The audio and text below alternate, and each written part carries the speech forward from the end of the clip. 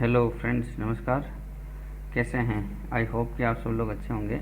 Last video मेरा Rajasthan economic survey से related था, जिसके अंदर मैंने बजट को भी साथ में रिलेट करके मैंने आपको कम्प्लीटली हैंड रिटन सारे इम्पोर्टेंट क्वेश्चन मैंने आपको एक वीडियो में रिकॉर्ड करके दे दिए, जिसके अंदर पूरा का पूरा इकोनॉमिक सर्वे था राजस्थान का 2021-22 का। उससे बाहर मुझे नहीं लगता है कि कोई क्वेश्चन पुटअप किया जा सकता है, और अगर उससे कोई बाहर क्वेश्चन होगा तो वो सबके लिए ही नया होगा। बाकी वो वीडियो इनफ था। आज मैं एक नया टॉपिक आपके लिए लेकर आया हूँ, जो कि किसी भी एग्ज़ाम में पूछा जाता है। जो राजस्थान का बड़ा सा बड़ा एग्ज़ाम RS होता है, उसमें भी पूछा जाता है। दूसरे सभी एग्ज़ाम में, जैसे first grade, second grade, third grade, जिसमें रीट के एग्ज़ाम्स होते हैं, या फिर पटवार, आपके ग्राम सेवक, या फिर पुलिस से रिलेटेड, वनपाल, वन रक्षक, इतने जितने भी सारे एग्ज़ाम्स होते हैं, उन सभी के अंदर ये टॉपिक पूछा जाता है, जो कि राजस्थान की पॉलिटी से रिलेटेड है।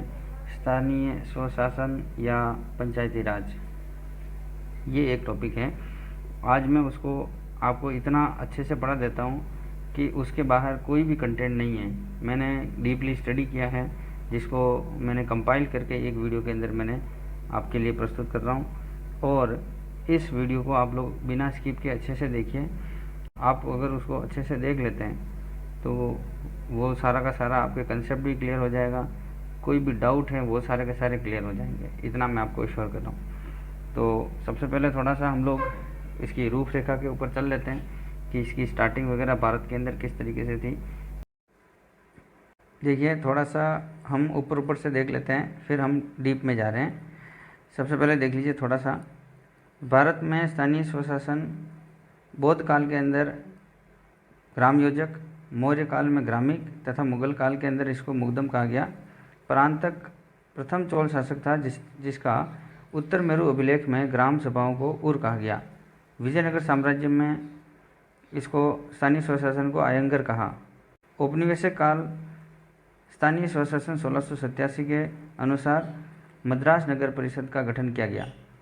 आगे देखिए, 1882 लॉर्ड रिपन को हम लोग स्थानीय स्वशासन का जनक कहते हैं, मैग्ना कार्टा कहा। पंचायती राज का जनक बलवंत राय मेहता को, क्योंकि उन्होंने बलवंत राय मेहता समिति का गठन किया था, जिसका 1987 में हुआ था। आधुनिक पंचायती राज का जनक हम लोग पूर्व प्रधानमंत्री राजीव गांधी को कहा जाता है। राजस्थान की बीकानेर रियासत, जिसने प्रथम ग्राम पंचायत का गठन किया था 1928 के अंदर। स्थानीय स्वशासन का संविधान के अंदर उल्लेख राज्य सूची के अंदर है, ये राज्य सूची का विषय है। दूसरा, भाग 4 और अनुच्छेद 40 के अंदर इसका उल्लेख है। राजस्थान पंचायत अधिनियम 1953 और ये लागू 1 जनवरी 1954 को हुआ था। सामुदायिक विकास कार्यक्रम 2 अक्टूबर 1952 को हुआ था, जो कि असफल रहा, और इसका पूरा का पूरा मूल्यांकन बलवंत राय मेहता समिति के द्वारा किया गया था, जिसका गठन 1957 में किया था। अब पंडित जवाहरलाल नेहरू ने 2 अक्टूबर 1959 को नागौर के बगदरी पंचायत से स्थानीय स्वशासन का उद्घाटन किया था। तब राजस्थान के मुख्यमंत्री मोहनलाल सुखाड़िया थे, जिसको राजस्थान का आधुनिक जनक माना जाता है। पंचायत राज मंत्री उस टाइम में नाथूराम मिर्जा थे। राजस्थान जिला परिषद एवं पंचायत समिति अधिनियम 1959 को आया था। 11 अक्टूबर 1959 आंध्र प्रदेश राज्य ने सबसे पहले पंचायती राज अधिनियम को लागू किया था, और प्रथम चुनाव 1960 को हुए थे। 1960 से 70 का जो दशक था वो पंचायती राज का संकट काल कहलाता है।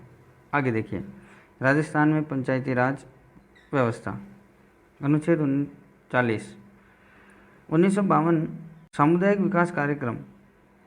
यह सामुदायिक विकास कार्यक्रम किसानों को सस्ती दरों पर खाद व बीज उपलब्ध करवाने के हेतु बनाया गया था।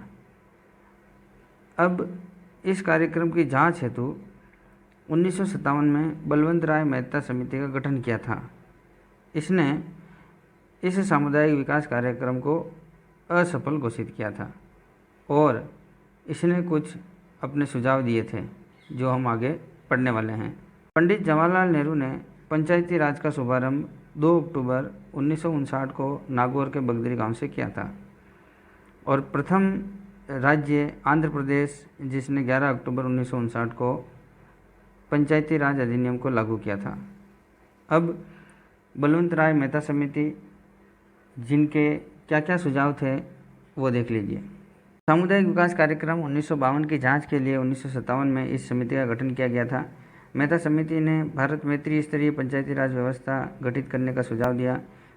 समिति ने ग्राम सभा के प्रत्यक्ष निर्वाचन व पंचायत समिति और जिला परिषद के अप्रत्यक्ष निर्वाचन का सुझाव दिया। समिति ने जिलाधीश को जिला परिषद का पदेन अध्यक्ष बनाने का सुझाव दिया। मेहता समिति के सुझाव पर पंडित जवाहरलाल नेहरू ने 2 अक्टूबर 1959 को नागौर के बगदरी गांव से राजस्थान में भारत में पंचायती राज व्यवस्था का शुभारंभ किया। पंचायती राज व्यवस्था मतलब विकेंद्रीकरण। 1960 से 84 का जो कार्यकाल या समय हम कह सकते हैं वो पंचायती राज का संकट काल कहा जाता है, क्योंकि उस टाइम में भारत में युद्ध का समय था पाकिस्तान और बांग्लादेश के साथ। 1962, 65 और 71 के अंदर युद्ध रहे थे। अब देखिए, अशोक मेहता समिति 1977 के अंदर आई थी, जिसके सुझाव निम्न प्रकार हैं। सबसे पहले देख लीजिए, प्रत्येक राज्य में द्विस्तरीय पंचायती राज व्यवस्था का गठन हो। पंचायतों का कार्यकाल 4 वर्ष के लिए निश्चित हो। पंचायत चुनाव में राजनीतिक दलों की अनिवार्य भागीदारी हो। पंचायतों में SC व ST के लिए आरक्षण लागू हो। पंचायतों के विघटन पर 6 माह में चुनाव अनिवार्य हो। पंचायतों की वित्तीय स्थिति में सुधार हेतु उन्हें करादान की शक्ति दी जाए तथा स्थानीय वित्त आयोग या फिर राज्य वित्त आयोग का गठन किया जाए। और लास्ट पॉइंट क्या था, राज्यों में पंचायती राज मंत्री का पद सृजन किया जाए। ये अशोक मेहता समिति के कुछ बिंदु थे जो उन्होंने अपने सुझाव दिए थे। सबसे इम्पोर्टेंट इसमें द्विस्तरीय 4 साल का कार्यकाल और राजनीतिक दलों की भागीदारी, SC ST एक्ट, इनको आरक्षण देना, ये सारे इम्पोर्टेंट पॉइंट्स थे। बलवंत राय मेहता ने त्रिस्तरीय पंचायती राज का गठन करने के सुझाव दिया था। उन्होंने त्रिस्तरीय का दिया था, इन्होंने द्विस्तरीय का दिया था। अब देखिए, GV राव समिति 1985 के अंदर आई थी। इन्होंने नौकरशाही के अत्यधिक हस्तक्षेप के कारण पंचायतों को बिना जड़ों वाली घास कहा।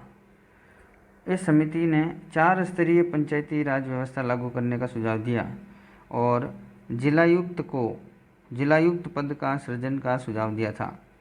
यह है आपका GV राव समिति 1985। आगे देखिए, लक्ष्मीमल सिंघवी समिति 1986 के अंदर आई थी, जिसको हम लोग LM सिंघवी समिति भी कहते हैं। इन्होंने ग्राम सभा को प्रत्यक्ष लोकतंत्र का प्रतीक माना है, क्योंकि ग्राम सभा के अंदर वो लोग होंगे जो 18 वर्ष से ऊपर की आयु के होंगे और वो मतदान करने वाले उस पंचायत के सारे मतदाता होंगे, सारी जनता होगी। इसलिए ग्राम सभा को हम लोग प्रत्यक्ष लोकतंत्र का प्रतीक माना है लक्ष्मीमल सिंघवी ने। राजीव गांधी सरकार द्वारा लोकतंत्र व विकास के लिए पंचायतों के पुनरुद्धार के संबंध में सलाह देने हेतु सिंघवी समिति का गठन किया गया। सिंघवी समिति ने पंचायतों को संवैधानिक दर्जा देने का सुझाव दिया। ये सबसे इम्पोर्टेंट वाली लाइन है। संवैधानिक दर्जा देने की बात किसने करी थी? LM सिंघवी समिति। इस समिति ने न्याय पंचायतों के गठन व गांवों के पुनर्गठन का सुझाव दिया। समिति ने ग्राम सभा को प्रत्यक्ष लोकतंत्र का प्रतीक कहा, जो हमने पहले डिस्कस कर लिया है। आगे देखिए, PK थुंगन समिति, PK मतलब प्रेम खांडू, 1988 के अंदर आई थी। यह संसद की उप समिति थी और इसके सुझाव इस तरह से थे: पंचायतों के लिए संवैधानिक दर्जा, पंचायतों के लिए 5 वर्ष का निश्चित कार्यकाल, पंचायतों को करादान की शक्ति देना, पंचायतों के लिए स्थानीय वित्त आयोग का प्रावधान रखना, पंचायतों में महिलाओं के लिए आरक्षण निश्चित रखना, पंचायती राज विषय को संघ सूची में शामिल करना। पहले राज्य सूची का विषय था, अब इसको संघ सूची में शामिल करने की सिफारिश पी.के. थुंगन समिति ने की। आगे देखिए, वी.एन. गॉडगिल समिति 1989। इस समिति ने वर्तमान जो त्रिस्तरीय पंचायती राज व्यवस्था चल रही है उसकी रूपरेखा रखी थी। अब देखिए आगे, पंचायतों को संवैधानिक दर्जा देने के लिए राजीव गांधी सरकार ने 64वां संविधान संशोधन विधेयक प्रस्तुत किया, जो कि पारित नहीं हुआ था। आगे देखिए, पी.वी. नरसिम्हा राव के कार्यकाल में 73वां संविधान संशोधन 1992 द्वारा पंचायतों को संवैधानिक दर्जा दिया गया। इस संशोधन द्वारा संविधान में 11वीं अनुसूची जोड़ी गई भाग 9 में, जिसमें पंचायतों के लिए 29 कार्यों का उल्लेखित हैं। यह संशोधन 24 अप्रैल 1993 को लागू किया गया। इसीलिए 24 अप्रैल को हम लोग राष्ट्रीय पंचायत दिवस के रूप में हम लोग मनाते हैं। अब आगे देखिए, कुछ और छोटी छोटी बातें फिर हम और आगे देखते हैं। बलवंत राय मेहता समिति 1957 को आई थी, 24 नवंबर 1957। इसकी एक्चुअल डेट इस तरीके से है। इन्होंने त्रिस्तरीय ढांचा रखा था, जो कि ग्राम पंचायत, पंचायत समिति और जिला परिषद, इस तरीके से। पंचायती राज का जो स्थापना किनके कार्यकाल में हुई?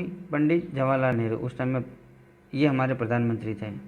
पतन का अगर हम लोग बात करें या फिर वहीं ठहर गई थी, वो आपका इंदिरा गांधी का जो कार्यकाल था उस टाइम में। और हम लोग अगर पंचायती राज का जो स्वर्णकाल कहा जाए तो हम लोग किसको मानेंगे? राजीव गांधी जी का कार्यकाल। अभी हमने जो सारी की सारी समितियां पढ़ी हैं राष्ट्रीय स्तर की, उन सभी को हम लोग एक बार एक टेबुलर फॉर्म में देख लेते हैं। जैसे छोटे छोटे पॉइंट में एक बार हम लोग इसको देख लेते हैं। जैसे बलवंत राय मेहता समिति 1957 को आई थी, त्रिस्तरीय ढांचा का प्रावधान दिया था, जिसमें ग्राम पंचायत, पंचायत समिति और जिला परिषद था, और पंचायत का प्रत्यक्ष चुनाव ये होना इसमें इस तरीके से, यानी ग्राम पंचायत का प्रत्यक्ष चुनाव, इसमें ये सारी बातें लिखी थी। आगे देखिए, के संथानम समिति जो कि 1963 में वित्त से रिलेटेड था और 1965 में चुनाव से रिलेटेड उन्होंने के संथानम समिति ने सिफारिश करी थी। आगे देखिए,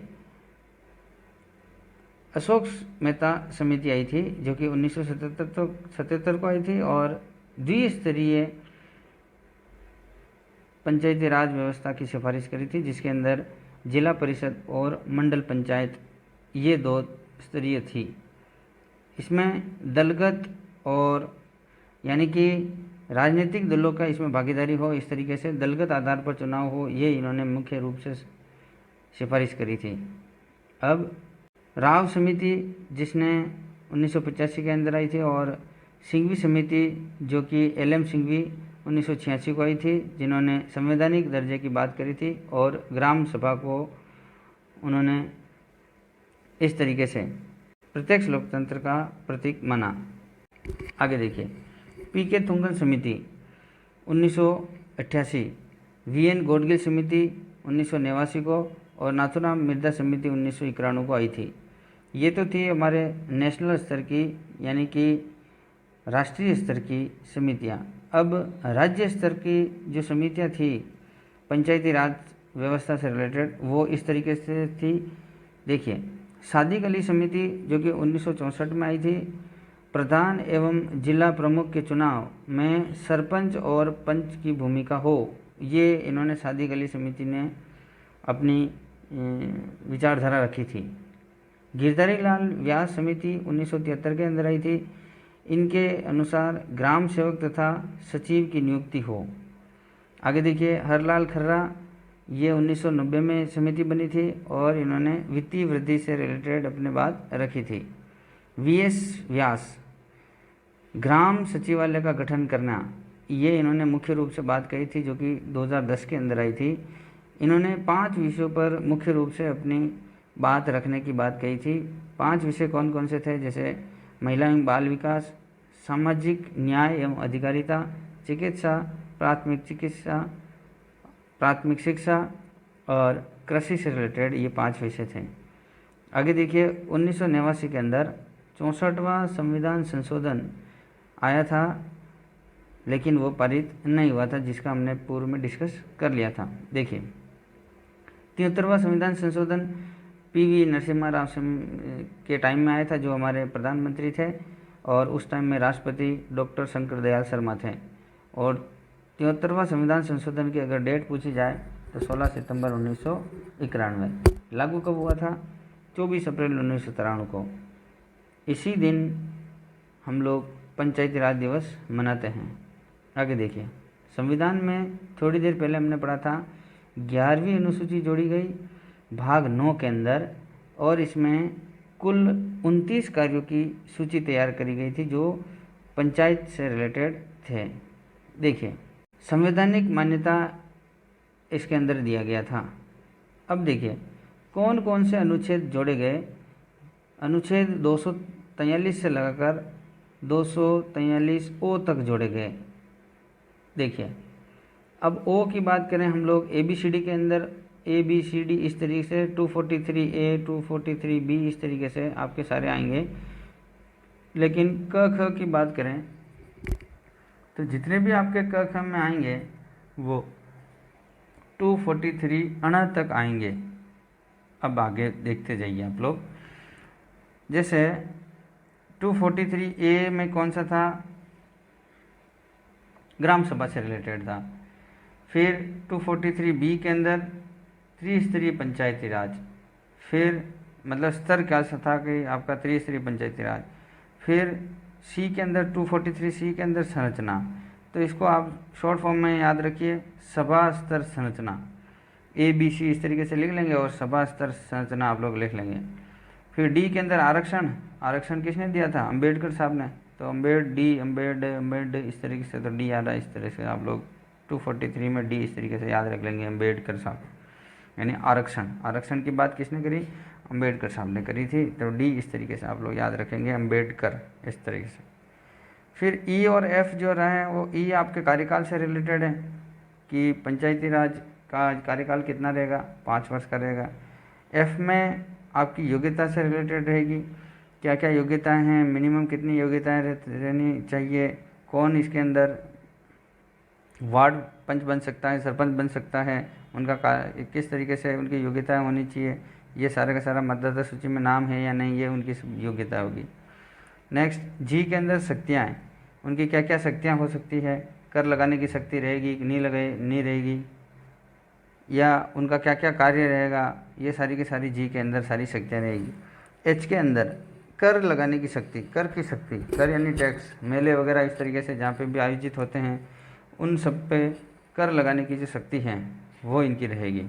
जैसे पंचायतों को ऐसे कर, पद कर वसूल करने की शक्ति होगी जो राज्य विधानमंडल निर्धारित करता है या फिर करेगा। आगे देखिए, आई यानी कि 9 नंबर के अंदर आ रहा है 243 आई यानी वित्त आयोग। आई यानी इनकम किससे? वित्त से रिलेटेड, ठीक है। आई जे 243 जे यानी लेखाओं का परीक्षण, जूनियर अकाउंटेंट ही देखता है इसलिए लेखाओं का जे से जूनियर अकाउंटेंट, और जे से आपका 243 जे यानी जूनियर अकाउंटेंट लेखाओं का परीक्षण। के यानी चुनाव से रिलेटेड है। 243 के जो अनुच्छेद है उसके अंदर चुनाव का उल्लेख किया गया है, यानी निर्वाचन की पद्धति क्या होगी, किस तरीके से निर्वाचन करेंगे, राजस्थान में निर्वाचन आयोग होगा वो उसके अंडर में किस किस को अपॉइंट कर रहा है, कब कब चुनाव होंगे, किस तरीके से चुनाव होंगे, वो सारा ये आपका 243 के इसके अंदर उल्लेख है। 243 एल संघ राज्य सूची में भी लागू होगा, जो भी संघ राज्य क्षेत्र में है वो उनके अंदर भी ये सब लागू रहेगा, जो भी आपके यूटीज़ हैं उसके अंदर भी।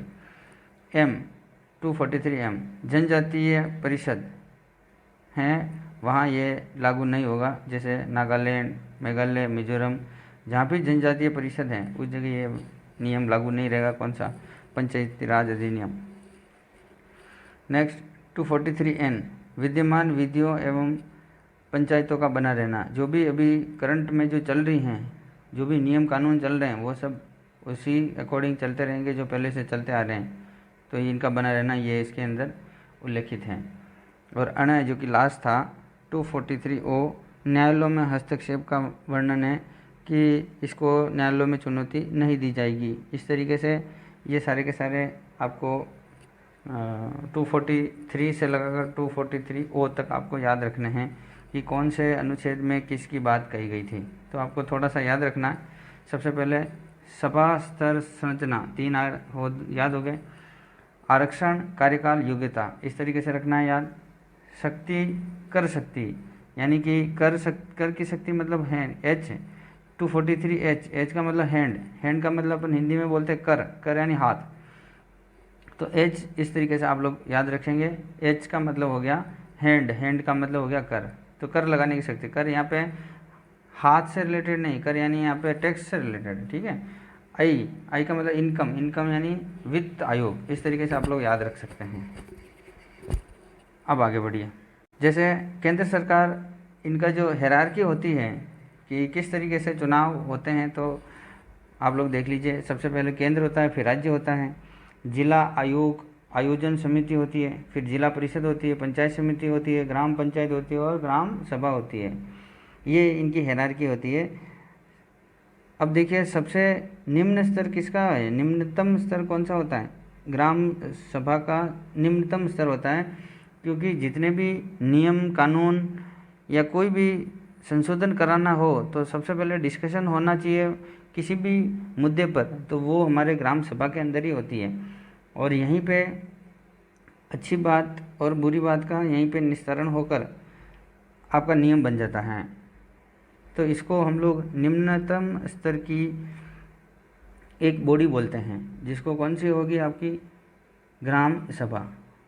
अब आगे देखिए, ग्राम सभा, इसका उल्लेख सभा स्तर संरचना अभी हमने पढ़ा था। तो ग्राम जो है पंचायत, इसमें उल्लेख 243 ए के अंदर हैं। और इसके लिए कौन योग्य हैं? जो भी 18 वर्ष तक की आयु के जो भी उस पंचायत के लोग हैं, वो सब उस ग्राम पंचायत के अंदर आएंगे। अब ग्राम सभा होगी वो वर्ष में 4 बार होगी।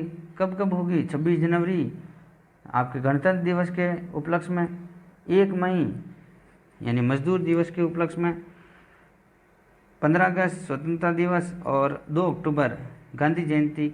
इन 4 दिन ग्राम सभा आयोजित करना अनिवार्य है। मतलब ये 4 दिन तो फिक्स ही है। इसके अलावा अगर आपको कोई विशेष ग्राम सभा का आयोजन करना है तो 10% से अधिक सदस्य 15 दिन पहले एक नोटिस देंगे कि हमें उस दिन एक ग्राम सभा आयोजित करनी है। तो ये फिर उसके बाद उस तरीके से आपके आयोजन हो जाएगी। गणपूर्ति की बात करें यहाँ पे तो 10% मतदाताओं से अधिक की उपस्थिति होना अनिवार्य है, तब हम लोग इसकी गणपूर्ति मानते हैं। अब देखिए आगे, सरपंच का चुनाव, उप सरपंच का चुनाव और वार्ड पंच का चुनाव किस तरीके से होता है? कौन निर्वाचन अधिकारी जो इनको शपथ दिलाता है, और ये त्याग पत्र किसको देंगे? एक छोटा सा एक टेबल मैंने बना रखी है, देखिए।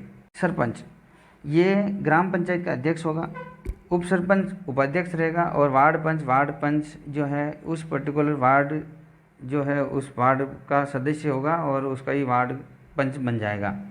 अब देखिए चुनाव की बात करें तो सरपंच और वार्ड पंच का चुनाव प्रत्यक्ष तरीके से होगा, और वही वार्ड पंच मिलकर अपने में से किसी एक को उप सरपंच नियुक्त कर देंगे। इसका मतलब उप सरपंच का चुनाव अप्रत्यक्ष रूप से होता है। अब इनको शपथ जो दिलाने का प्रावधान है वो कौन शपथ दिलाता है? जो भी वहाँ पे जिस दिन चुनाव हो रहे हैं उस दिन जो भी बॉडी होगी, गवर्नमेंट बॉडी या चुनाव अधिकारी, वहीं पर निर्वाचन अधिकारी इनको शपथ दिला देगा हाथों हाथ ही। तो इस तरीके से तो शपथ कौन दिलाता है इनको? निर्वाचन अधिकारी। सबको, तीनों को निर्वाचन अधिकारी दिला देंगे। अब त्याग पत्र किसको देंगे? तीनों के तीनों त्याग पत्र विकास अधिकारी को दे देंगे। आगे देखिए, अविश्वास पत्र कब लाया जा सकता है इनके ऊपर? देखिए इनका जो कार्यकाल कब है, इनका पूरा कार्यकाल 5 वर्ष का है। पहला कार्यकाल, दूसरा कार्यकाल, तीसरा कार्यकाल, चौथा कार्यकाल, 5 वर्ष तक इनका कार्यकाल होता है सरपंच का। तो सरपंच के ऊपर ही अविश्वास प्रस्ताव लाया जाता है। तो पहले साल और दूसरे साल और अंतिम 5वें साल, इनके अंदर कभी भी अविश्वास प्रस्ताव नहीं लाया जाता। तो कब लाया जाएगा? तीसरे और चौथे वर्ष। कैसे लाया जाएगा? 3/4 बहुमत से अविश्वास प्रस्ताव लाया जाएगा। यही आपके उप सरपंच के लिए भी यही आपके नियम रहेंगे। लेकिन जो वार्ड पंच हैं उसके लिए कोई भी अविश्वास प्रस्ताव नहीं लाया जाएगा। आगे देखिए, ग्राम सचिवालय की व्यवस्था। देखिए, 1 अप्रैल 1911 के अंदर माह में 2 बैठक होनी अनिवार्य हैं। कब कब होगी? एक तो हर महीने की 5 तारीख को और एक 20 तारीख को। इसमें जो भी पहले हमने 5 पॉइंट डिस्कस किए थे उनके ऊपर पूरा डिस्कशन रहेगा, जैसे शिक्षा, चिकित्सा, महिला एवं बाल विकास, सामाजिक न्याय व अधिकारिता से रिलेटेड, कृषि से रिलेटेड, ये 5 पॉइंटों के ऊपर इसमें डिस्कस होगा कि किस में क्या करना है। और सारे के सारे जो भी गवर्नमेंट बॉडी होगी वो यहाँ पे आएगी, मीटिंग करेगी कि गांव में कोई प्रॉब्लम तो नहीं है, और कोई प्रॉब्लम है तो उसका निस्तारण हाथों हाथ कर लिया जाएगा। आगे देखिए, ओवरऑल अभी राजस्थान के अंदर कितनी ग्राम पंचायतें हैं और कितनी ग्राम समितियां हैं या पंचायत समितियां हैं वो देख लीजिए। 11,307 ग्राम पंचायतें हैं और 352 पंचायत समितियां अभी कार्यरत हैं। आगे देखिए, पंचायत समिति इसके अंदर प्रधान, उप प्रधान और पंचायत समिति सदस्य होते हैं। इनका जो चुनाव होता है, देखिए सबसे पहले जो पंचायत समिति है उसके अंदर प्रधान अध्यक्ष होता है, उप प्रधान जो उपाध्यक्ष होता है, और पंचायत समिति सदस्य जो हैं वो यहाँ पे सदस्य कहलाते हैं। इनका जो निर्वाचन है वो किस तरह से होता है देख लीजिए। प्रत्यक्ष चुनाव सिर्फ और सिर्फ पंचायत समिति सदस्य का ही होता है, जिसमें वयस्क मतदाता, आपके उस पंचायत समिति में जितने भी वयस्क मतदाता होंगे वो अपने अपने पंचायत समिति का जो एरिया आ रहा है उसके पंचायत समिति सदस्य का चुनाव कर लेंगे। अब पंचायत समिति सदस्य मिलकर अध्यक्ष और उपाध्यक्ष का चुनाव करेंगे। इसका मतलब ये हो गया कि अध्यक्ष और उपाध्यक्ष का जो चुनाव है, यानी कि प्रधान और उप प्रधान का जो चुनाव है वो अप्रत्यक्ष तरीके से होगा, यानी कि जनता डायरेक्ट मतदान नहीं करती है, जनता सीधे प्रधान और उप प्रधान नहीं चुनती है। इसके अंदर जो पंचायत समिति सदस्य ही अपने में से प्रधान और उप प्रधान चुनेंगे। अब आगे देखिए, शपथ कौन दिलाएंगे? जिस दिन चुनाव हो रहा है उस दिन जो भी निर्वाचन अधिकारी हैं वो पंचायत समिति सदस्य को अपनी शपथ दिला देंगे। अब आगे वाले दिनों में यही पंचायत समिति सदस्य अपने में से प्रधान और उप प्रधान चुनेंगे, तो उनको उपखंड अधिकारी होगा वो इनको शपथ दिलाएगा। नेक्स्ट, त्याग पत्र की बात करते हैं। ये अपना अपना त्याग पत्र किनको देंगे? तो देखिए, पंचायत समिति सदस्य और उप प्रधान या फिर उपाध्यक्ष वह अपना जो त्याग पत्र हैं वो प्रधान को दे देंगे, लेकिन प्रधान जो है वो जिला प्रमुख को अपना त्याग पत्र सौंपेंगे। अब देखिए, अविश्वास प्रस्ताव किसके किसके साथ लाया जाता है? प्रधान और उप प्रधान के, इन दोनों जो भी पद हैं, इन पद पर जो भी कार्यरत प्रधान और उप प्रधान हैं उनके लिए ही अविश्वास प्रस्ताव लाया जाता है। लेकिन ध्यान रखिए, ये 5 साल का भी कार्यकाल है। पहले, दूसरे और 5वें साल अविश्वास प्रस्ताव नहीं लाया जाता है। तीसरे और चौथे साल प्रस्ताव लाया जाएगा 3/4 बहुमत से, यानी कि जितने भी पंचायत समिति सदस्य हैं उनमें से 3/4 सदस्य उससे संतुष्ट हैं, या फिर 3/4 सदस्यों की बहुमति से ही अविश्वास प्रस्ताव लाया जाएगा। लेकिन पंचायत समिति सदस्यों के लिए कभी भी अविश्वास प्रस्ताव नहीं लाया जाता।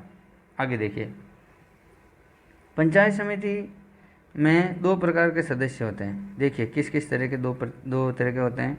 एक तो होते हैं जो निर्वाचित सदस्य होते हैं, और एक होते हैं आपके पदेन सदस्य। जो निर्वाचित होते हैं, जिसमें देख लीजिए प्रधान, उप प्रधान और पंचायत समिति सदस्य ये सारे के सारे निर्वाचित रहते हैं। निर्वाचित का मतलब ये हो गया या तो डायरेक्ट होगा यानी प्रत्यक्ष निर्वाचित होगा या फिर अप्रत्यक्ष निर्वाचित होगा। लेकिन जो पदेन सदस्य होंगे वो कौन कौन से पदेन सदस्य होंगे वो आपको भी काफ़ी अच्छे तरीके से याद रखना है। जैसे पंचायतों के उस पंचायत समिति में जितने भी पंचायतें आएगी उनके सभी के सरपंच।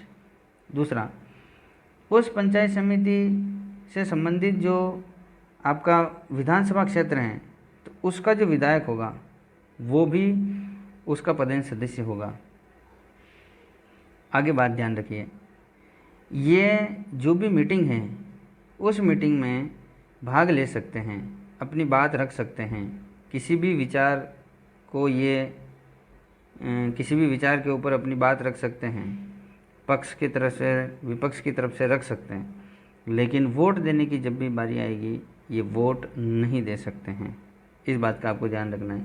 आगे देखिए, जिला कलेक्टर पंचायत समिति का सदस्य नहीं होता है।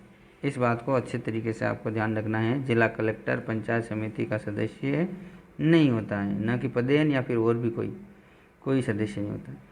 इसमें जो प्रशासनिक अधिकारी होता है वो कौन होता है देख लीजिए, बीडीओ होता है आपके। कौन सा? बीडीओ। आगे देखिए, इनकी योग्यताएं क्या क्या हो सकती हैं। जो भी पंचायत समिति सदस्य होंगे वो 21 वर्ष के कम से कम की आयु के होंगे और उनका मतदाता सूची में नाम होना अनिवार्य है। और 22 नवंबर 1995 को या फिर 95 से 2 से अधिक संतान उनके नहीं होनी चाहिए। इनकी भी वही बैठक होगी जो ग्राम पंचायत में होती हैं, 26 जनवरी, 15 अगस्त, 1 मई और 2 अक्टूबर। गणपूर्ति इनकी 1/3 भाग सदस्य उपस्थित हो, यह इनकी गणपूर्ति का कंडीशन है। अब हम लोग आगे बढ़ते हैं। जैसे जिला परिषद, जिला परिषद के अंदर भी अध्यक्ष, उपाध्यक्ष और सदस्य होते हैं। इनका चुनाव डायरेक्ट आपका सदस्यों का होता है। उपाध्यक्ष और अध्यक्ष का चुनाव अप्रत्यक्ष रूप से होता है, यानी कि जो भी सदस्य होंगे वो अपने में से ही उपाध्यक्ष और उपाध्यक्ष चुन लेंगे। इनको शपथ जिला कलेक्टर ही दिलाते हैं तीनों को। आगे देखिए, त्यागपत्र जो है वो उपाध्यक्ष और जो भी सदस्य होंगे जिला परिषद के पार्षद वो जिला प्रमुख को दे देंगे, लेकिन जिला प्रमुख जो है वो अपना त्यागपत्र संभागीय आयुक्त को देंगे। अब देखिए, जिला प्रमुख और उप जिला प्रमुख इन दोनों के ऊपर अविश्वास प्रस्ताव लाया जा सकता है, लेकिन सदस्यों के ऊपर नहीं लाएगा। पहले, दूसरे और 5वें साल कभी भी अविश्वास प्रस्ताव नहीं लाया जाएगा। तीसरे चौथे साल लाया जा सकता है, लेकिन 3/4 बहुमत से ही लाया जा सकता है। इनमें भी पदेन सदस्य होते हैं और निर्वाचित सदस्य होते हैं। पदेन सदस्य देख लीजिए, सभी पंचायत समितियों के प्रधान, सांसद और विधायक ये सभी के सभी पदेन सदस्य होते हैं। ये अपनी बात रख सकते हैं, लेकिन वोट देने का अधिकार इनको भी नहीं है। अब जो सदस्य निर्वाचित सदस्य होते हैं वो कौन कौन होते हैं? जिला प्रमुख होता है, उप जिला प्रमुख होता है और जिला परिषद के सभी सदस्य होते हैं। देखिए, इसमें प्रशासनिक बॉडी होती है, वो सीईओ होता है, यानी चीफ एग्जीक्यूटिव ऑफिसर होता है, जो प्रशासनिक अधिकारी होता है। अब 2-3 इसमें कुछ समितियों से रिलेटेड हैं, देख लीजिए। या ये जो प्रशासनिक अधिकारी कौन कौन रहा है, सबसे पहले देख लीजिए। हरीश चंद्र माथुर, राजस्थान राज्य लोक प्रशासन संस्थान, 1957 जोधपुर और 1963 जयपुर। आगे देखिए, पहले तो ये 1957 जोधपुर में था, फिर 63 से जयपुर के अंदर आ गया है, यूँ इस तरीके से कह रहा है। इंदिरा गांधी पंचायत राज एवं ग्रामीण विकास, 1989, अब जयपुर के अंदर इसका हेड ऑफिस है। ग्राम सेवक प्रशिक्षण केंद्र कहाँ पे है साहब? मंडोर जोधपुर के अंदर, 1960 से। पंचायत सेवक प्रशिक्षण केंद्र अजमेर के अंदर 1996 में इसकी स्थापना हुई थी। पंचायत प्रशिक्षण केंद्र कहाँ है? डूंगरपुर में, 94। ग्राम सभा वर्ष कौन सा कहलाता है? 2009 से 10 तक का। चौधरी लिखमाराम नागौर से हैं, वह देश के पहले जिला प्रमुख नियुक्त किए गए थे। नागेंद्र बाला कोटा की रहने वाली है और कोटा से ये प्रथम महिला जिला प्रमुख बनी, नागेंद्र बाला। अब देखिए पेशा एक्ट, ये 1956 में आया था बुरिया समिति के सिफारिश पर और जनजातीय क्षेत्रों से रिलेटेड है, यानी टीएसपी एरिया। राजस्थान में टीएसपी एरिया जो है वो कुल मिलाकर 8 जिलों के अंदर है और ये 5वीं अनुसूची के अंदर इसका उल्लेख है। भारत के अंदर कुल 10 राज्यों में ये लागू हैं। जैसे कौन कौन से 10 राज्य आपके सामने लिखा है? हिमाचल प्रदेश है, राजस्थान है, मध्य प्रदेश है, गुजरात है, महाराष्ट्र है, उड़ीसा है, छत्तीसगढ़ है, झारखंड है, तेलंगाना और आंध्र प्रदेश। राजस्थान में 8 जिलों में है। इसमें पूर्ण और आंशिक 2 तरीके से हम लोग इसको डिवाइड कर रखा है। 3 ऐसे ज़िले हैं जिनमें पूर्ण रूप से टीएसपी एरिया है, जिसमें पेशा एक्ट लागू है, जैसे डूंगरपुर, बांसवाड़ा और प्रतापगढ़। लेकिन आंशिक रूप से 5 जिलों के अंदर हैं। वो 5 जिले उदयपुर, पाली, राजसमंद, चित्तौड़गढ़ और सिरोही हैं। शांति समिति का गठन किया गया, जिसमें 20 सदस्य होते हैं, जिसमें 33% महिलाओं का आरक्षण है और 50% एसटी का भी इसमें प्रावधान है। और इसका जो कार्य है वो शांति बनाए रखना है। तो इस तरीके से मैंने आपको थोड़ा ऊपर से ये सब कुछ बता दिया। लेकिन अब मैं ये चाह रहा हूँ कि आपको जो अनुच्छेद 243 से लगाकर अनुच्छेद 243 ओ तक जितने भी आपके पंचायत राज व्यवस्था से अलग अलग अनुच्छेद बने हुए हैं, उन अनुच्छेदों में अलग अलग कार्यों का अलग अलग प्रावधान कर रखा है। तो उनको थोड़ा सा अपन डिटेल में देख लेते हैं। जैसे सबसे पहले हम लोग देख रहे हैं 243 अनुच्छेद, जो 243 है आई यानी राज्य वित्त आयोग, उसको हम लोग हिंदी में क्या कहेंगे? ज, बड़ा वाला ज से झंडा वाला। देखिए तो ये इस तरीके से दे रखा है अनुच्छेद 243 ज यानी कि आई, राज्य वित्त आयोग। अब देखिए इसमें राज्यपाल प्रत्येक 5 वर्ष में राज्य वित्त आयोग का गठन करेगा। राज्य वित्त आयोग की संरचना एवं सदस्यों के चयन की विधि तथा उनकी अयोग्यताओं का निर्धारण विधानमंडल करेगा। राज्य वित्त आयोग राज्य व पंचायतों के मध्य राजस्व वितरण द्वारा राज्य द्वारा पंचायतों को वित्तीय सहायता तथा पंचायतों की वित्तीय स्थिति में सुधार के संबंध में राज्य सरकार को सलाह देता है। अब देखिए राजस्थान में अब तक कुल 6 वित्त आयोग गठित हो चुके हैं। पहला आपको याद रखना है और अभी नवीनतम भी आपको याद रखना है। पहला कौन सा, कब? 1994 में लागू। उस टाइम में उसके जो अध्यक्ष थे वो के गोयल थे, यानी कृष्ण कुमार गोयल। अभी नवीनतम जो चल रहा है 2021 के अंदर आया था 6वां, जिसके अध्यक्ष प्रद्युमन सिंह हैं और इसके जो अन्य सदस्य हैं वो अशोक लोहाटी और लक्ष्मण सिंह जी रावत हैं। देखिए ये 5-5 साल के लिए कार्यरत रहते हैं। अब देखिए प्रद्युमन सिंह जी हैं जो अभी हमारे 6वें राज्य वित्त आयोग के अध्यक्ष हैं। यह राजस्थान की 14वीं विधानसभा के प्रोटेम स्पीकर भी थे। अब देखिए जो अनुच्छेद 243 जे था, इसमें यहाँ पे यह लिखा गया है, जैसे मैं आपको जूनियर अकाउंटेंट बोल रहा था, यानी पंचायतों का लेखा परीक्षण, इसमें उल्लेख किया गया है। तो देख लीजिए आप लोग, पंचायतों के लेखा परीक्षण का कार्य राज्य विधानमंडल द्वारा निर्धारित अधिकारी ही करेगा, ऐसा। अब आगे देखिए के का मतलब यहाँ पे आ गया ट हिंदी के अंदर, यानी कि राज्य निर्वाचन आयोग। पंचायतों के चुनाव करवाना, चुनावों का अधीक्षण व नियंत्रण करने तथा इन चुनावों के लिए निर्वाचन नामावली तैयार करवाने का कार्य राज्य निर्वाचन आयोग करेगा। इस आयोग का अध्यक्ष राज्य निर्वाचन आयुक्त होगा। राज्य निर्वाचन आयुक्त की नियुक्ति राज्यपाल करता है तथा इसके कार्यकाल का निर्धारण भी राज्यपाल करेगा। यह अपना त्यागपत्र राज्यपाल को देगा।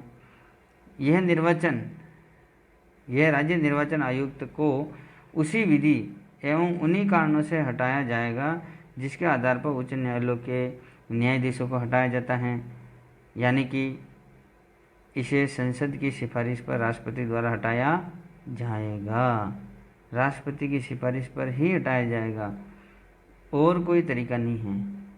यानी कि इसमें प्रसाद पर्यंत ऐसा शब्द नहीं लिखा गया है। किसकी? राज्यपाल के या फिर राष्ट्रपति के प्रसाद पर्यंत तक कार्यकाल, इस तरीके से कोई भी शब्द इसमें नहीं लिखा गया है। यानी कि इसे संसद की सिफारिश पर राष्ट्रपति द्वारा हटाया जाएगा, ऐसा आपको ध्यान रखना है। देखिए, स्टेट इलेक्शन कमीशन यानी कि SEC, देखिए इनको हटाने की जो प्रक्रिया है वो हाईकोर्ट के जज के अनुसार ही है, जिसका उल्लेख अनुच्छेद 217 व 18 के अंदर किया गया है। हाईकोर्ट के जज, इनका जो इनकी जो लेवल होगा वो सुप्रीम कोर्ट के जो जज हैं उनके समान ही होगा, जिनका उल्लेख जो है वो अनुच्छेद 124 के अंदर किया गया है। राजस्थान में राज्य निर्वाचन आयोग की बात करेंगे तो देख लीजिए, राजस्थान में राज्य निर्वाचन आयोग का गठन जुलाई 1994 में किया गया। राजस्थान में राज्य निर्वाचन आयोग का कार्यकाल 5 वर्ष या 65 वर्ष जो भी पहले हो निर्धारित हैं। राजस्थान के निर्वाचन आयुक्त सबसे पहले अमर सिंह राठौड़ रहे और अभी वर्तमान में प्रेम सिंह मेहरा हैं। देखिए, आपको इनके बारे में अमर सिंह, नेकराम, इंद्रजीत, A.K. पांडे, राम लुभाया और प्रेम सिंह मेहरा, इस तरीके से नाम भी पता होना चाहिए राज्य निर्वाचन आयुक्त के। अब देखिए, राज्य निर्वाचन आयोग का सचिव राज्य का मुख्य निर्वाचन अधिकारी होता है। आगे देखिए, अनुच्छेद 243 अभी आपने देखा, अब देख लीजिए।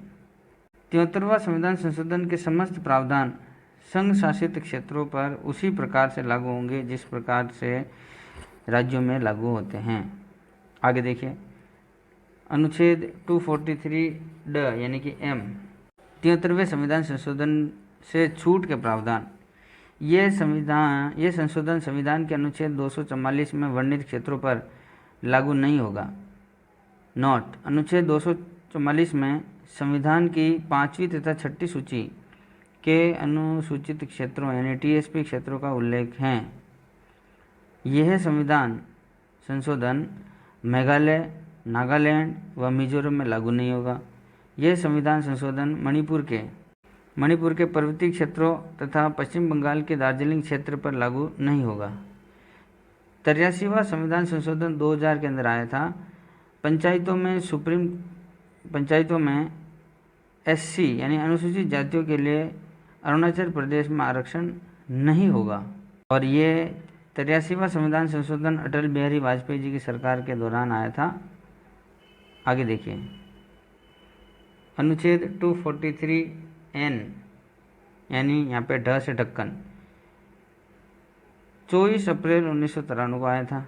देखिए, 73वां संविधान संशोधन लागू होने के 1 वर्ष के भीतर प्रत्येक राज्य नया पंचायती राज अधिनियम लागू करेगा। इसके अंदर ये उल्लेख है। दूसरा, 73वें संविधान संशोधन का विद्यमान पंचायतों पर कोई प्रभाव नहीं पड़ेगा। आगे बढ़िए, अनुच्छेद 243 अण का मतलब लास्ट वाला O, 243O, पंचायतों के परिसीमन पर पुनर्गठन का कार्य विधानमंडल तय करेगा तथा इसे न्यायालय में चुनौती नहीं दी जाएगी। पंचायतों के निर्वाचन संबंधी विवादों का निर्णय विधानमंडल द्वारा लागू की गई विधि के अधीन विधानमंडल द्वारा निर्धारित अधिकारी ही करेगा। अब परिसीमन की संरचना जो है किसी को जोड़ना है, हटाना है, ये सारा का सारा उस संरचना के अंदर आएगा। और पुनर्गठन मतलब नया बनाना, ये इसके अंदर आता है। पैसा एक्ट से रिलेटेड हमने ऑलरेडी पढ़ लिया है। अब आगे देखिए, राजस्थान में पंचायती राज। 73वां संविधान संशोधन 24 अप्रैल 1993 को लागू हुआ था। राजस्थान में 23 अप्रैल 1994 से लागू है, ये कानून बन गया था। राजस्थान में संविधान लागू होने के बाद 1953 से 59 में पंचायती राज अधिनियम लागू किए गए। 73वां संविधान संशोधन के अनुरूप राजस्थान में पंचायती राज अधिनियम 1994 23 अप्रैल 1994 को लागू किया गया। वार्ड सभा। वार्ड सभा वार्ड के समस्त पंजीकृत मतदाताओं का समूह है। वार्ड सभा की प्रतिवर्ष न्यूनतम 2 बैठक होना आवश्यक है। ये बैठक वित्त वर्ष की प्रत्येक 6 माह में होगी। वार्ड सभा की अध्यक्षता वार्ड पंच करता है। वार्ड सभा की बैठक में गणपूर्ति 1/10 सदस्य होना अनिवार्य है। वार्ड सभा की बैठक में निर्णय उपस्थित एवं मतदान करने वाले सदस्यों के बहुमत से किया जाता है। अब ग्राम सभा। ग्राम सभा क्या है आपको डिटेल में बता देते हैं अभी। ग्राम सभा ग्राम पंचायत के समस्त पंजीकृत मतदाताओं का समूह है। इसमें मतदाता, सरपंच, वार्ड पंच, उप सरपंच सम्मिलित हैं। ग्राम सभा की प्रतिवर्ष 2 बैठक होना अनिवार्य है। एक बैठक वित्त वर्ष की प्रथम तिमाही में तथा दूसरी अंतिम तिमाही में होगी, ये भी उल्लेखित है। ग्राम सभा की बैठक की अध्यक्षता सरपंच तथा इसकी अनुपस्थिति में उप सरपंच करेगा तथा इन दोनों की अनुपस्थिति में ग्राम सभा द्वारा चुना गया सदस्य बैठक की अध्यक्षता करेगा। ग्राम सभा की बैठक में गणपूर्ति 1/10 सदस्य होगी। ग्राम सभा की बैठक में कोई प्रस्ताव पारित करने के लिए उपस्थित एवं मतदान करने वाले सदस्यों का बहुमत आवश्यक है। देखिए नोट, प्रतिवर्ष ग्राम सभा की बैठक 4 विशेष बैठकें होती हैं, जो कि 26 जनवरी, 15 अगस्त, 1 मई और 2 अक्टूबर को होती हैं। अब देखिए ग्राम पंचायत। ग्राम पंचायत का गठन न्यूनतम 3000 की जनसंख्या वाले क्षेत्रों में किया जाता है तथा इसमें न्यूनतम 5 सदस्य होते हैं। प्रति 1000 की जनसंख्या वृद्धि पर 2 अतिरिक्त सदस्यों का प्रावधान है। ग्राम पंचायत के वार्ड पंचों तथा सरपंच का चुनाव जनता द्वारा किया जाता है, जबकि उप सरपंच का चुनाव वार्ड पंचों द्वारा अपने में से ही किया जाता है। ग्राम पंचायत के सरपंच, उप सरपंच एवं वार्ड पंच अपना त्यागपत्र खंड विकास अधिकारी BDO को देते हैं। ग्राम पंचायत की प्रत्येक 15 दिन में एक बैठक होना अनिवार्य है। इस बैठक में गणपूर्ति 1/3 सदस्य होती हैं। ग्राम पंचायत का पदेन सचिव BDO होता है। गांव में जन्म, विवाह एवं मृत्यु के पंजीकरण का कार्य करता है। आगे देखिए पंचायत समिति गठन। न्यूनतम जनसंख्या 1 लाख और न्यूनतम सदस्य इसके अंदर भी 15 हैं। प्रति 15,000 की जनसंख्या वृद्धि पर 2 अतिरिक्त सदस्यों का प्रावधान। पंचायत समिति के सदस्यों का चुनाव जनता करती है, किंतु इनके प्रधान और उप प्रधान का चुनाव सदस्यों के द्वारा किया जाता है। पंचायत समिति के सदस्य व उप प्रधान अपना त्यागपत्र प्रधान को देते हैं तथा प्रधान अपना त्यागपत्र जिला प्रमुख को देते हैं। पंचायत समिति सदस्य के पदेन सदस्य पंचायत समिति क्षेत्र के समस्त सरपंच, विधायक व सांसद होते हैं। पंचायत समिति की प्रति माह एक बैठक होना अनिवार्य है तथा इस बैठक में गणपूर्ति 1/3 सदस्य हैं। माना कि इसमें 15 सदस्य होते हैं कम से कम, तो 15 × 1/3 = 5 सदस्य मिनिमम होना ही चाहिए, तब जाके गणपूर्ति होगी। पंचायत समिति का सर्वोच्च प्रशासनिक अधिकारी जो है वो खंड विकास अधिकारी होता है, जिसको हम लोग BDO कहते हैं। वर्तमान में पंचायत समितियां 352 कार्यरत हैं। आगे देखिए जिला परिषद। जिला परिषद गठन। न्यूनतम जनसंख्या 4 लाख और न्यूनतम सदस्य 17। प्रति 1 लाख की जनसंख्या वृद्धि पर 2 अतिरिक्त सदस्यों का प्रावधान। जिला परिषद के सदस्यों का चुनाव जनता करती है। जिला प्रमुख और उप जिला प्रमुख का चुनाव जिला परिषद के सदस्यों द्वारा किया जाता है। जिला परिषद के पदेन सदस्य जिले के समस्त प्रधान, विधायक तथा सांसद होते हैं। जिला परिषद की प्रत्येक 3 माह में एक बैठक होना अनिवार्य है तथा इस बैठक की गणपूर्ति 1/3 सदस्य हैं। जिला परिषद का सर्वोच्च प्रशासनिक अधिकारी CEO होता है, जिसको हम लोग मुख्य कार्यकारी अधिकारी कहते हैं। राजस्थान के प्रथम जिला प्रमुख लिखमाराम, जो कि नागौर से हैं। राजस्थान की प्रथम महिला जिला प्रमुख नागेंद्र बाला, जो कि कोटा से हैं। जिला परिषद की सदस्य तथा उप जिला प्रमुख अपना त्यागपत्र जिला प्रमुख को देते हैं। जिला परिषद के सदस्य तथा उप जिला प्रमुख अपना त्याग पत्र जिला प्रमुख को देते हैं, जबकि जिला प्रमुख अपना त्याग पत्र संभागीय आयुक्त को देते हैं। पंचायतों में अध्यक्ष को हटाने की प्रक्रिया देखिए, यानी अविश्वास प्रस्ताव। अध्यक्ष को हटाने का प्रस्ताव न्यूनतम 2/3 सदस्यों के समर्थन से लाया जाएगा तथा इसे पारित करने हेतु 3/4 सदस्यों का समर्थन आवश्यक है। यानी कि जो प्रस्ताव लाया जाएगा उसमें 2/3 सदस्यों का समर्थन होना चाहिए और पारित होने के लिए 3/4 सदस्यों का समर्थन होना आवश्यक है। यह प्रस्ताव कार्यकाल के प्रारंभिक 2 वर्ष यानी पहले दूसरे साल और अंतिम वर्ष यानी 5वें साल नहीं लाया जाएगा। एक अध्यक्ष के कार्यकाल में ऐसे अधिकतम 2 प्रस्ताव लाए जा सकते हैं, किंतु 2 प्रस्तावों के मध्य कम से कम 6 माह का अंतर होना आवश्यक है। इस तरीके से यह टॉपिक आपने कम्प्लीटली अच्छे तरीके से डिटेल के अंदर पढ़ लिए हैं। मुझे लगता है कि इसके बाहर कुछ भी नहीं है। इसको आप लोग अच्छे से देखिए, 1-2 बार देखिए, आपके सारे कॉन्सेप्ट क्लियर हो जाएंगे। और अंत में यह वीडियो अगर आपको अच्छा लगा तो आप लोग इसको शेयर करिए, इसको लाइक करिए, इस पर एक कमेंट करिए।